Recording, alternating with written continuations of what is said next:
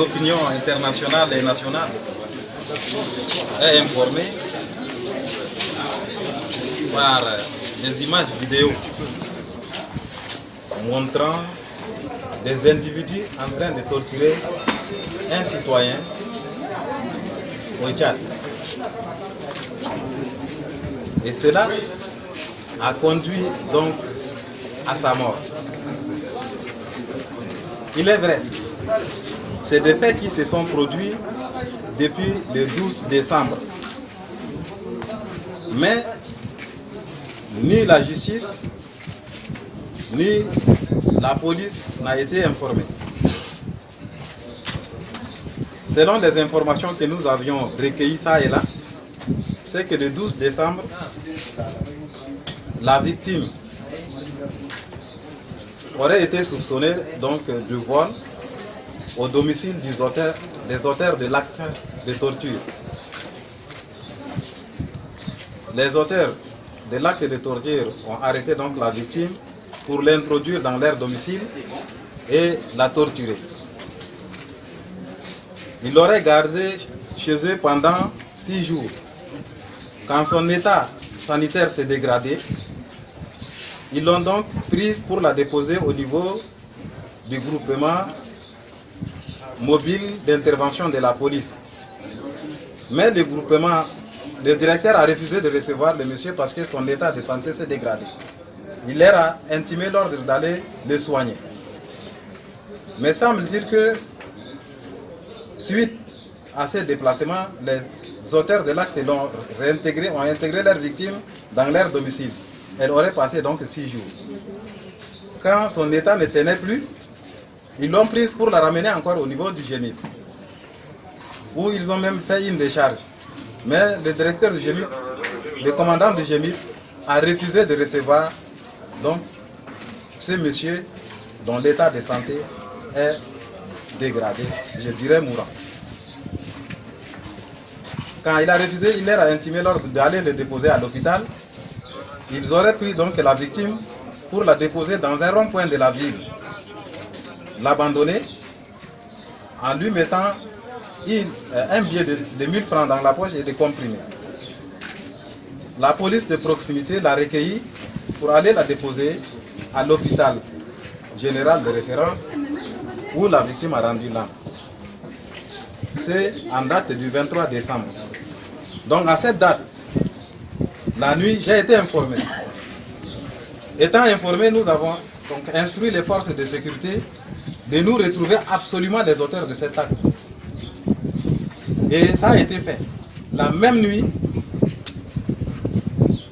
le monsieur au domicile de qui l'acte s'est produit a été arrêté pour des enquêtes par des éléments donc, du peloton spécial de la gendarmerie.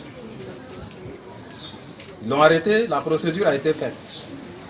On a instruit que absolument qu'on retrouve les autres personnes qui ont contribué à torturer donc, la victime. À la date donc, du 27 décembre, je m'excuse, le procès verbal a été sinon clôturé. La première personne arrêtée a été déférée à la justice.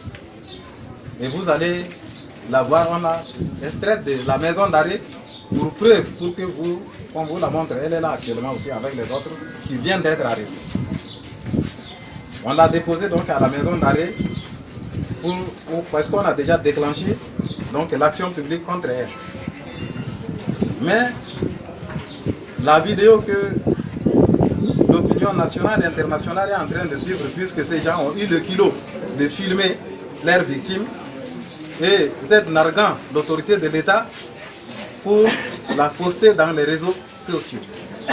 Cela a été donc pour nous un indice pour que voilà les auteurs de cet acte, puisque vus sur vidéo, ils sont déjà connus, on doit les démasquer absolument.